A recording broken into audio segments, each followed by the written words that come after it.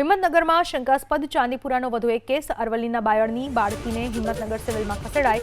3 વર્ષની બાળકીને દેખાયા ચાંદીપુરાના શંકાસ્પદ લક્ષણો।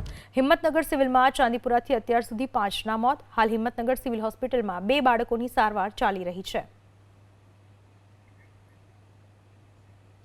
ચાંદીપુરા વાયરસને લઈને ભરૂચમાં આરોગ્ય વિભાગ એક્શનમાં। ભરૂચ સિવિલ હોસ્પિટલમાં સ્પેશિયલ આઇસોલેશન વોર્ડ શરૂ કરવામાં આવ્યો।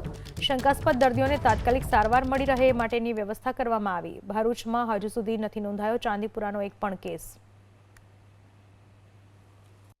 ચાંદીપુરમના વાયરસના 2 કેસ જણાઈ આવેલ હતા, જે ગુજરાત સરકારની તકેદારી રૂપે આપણે એ વાયરસની જે પેશન્ટ આવ્યા હતા એમાં એસએસજી દરમિયાન ક્યાંક મૃત્યુના સમાચાર આવ્યા।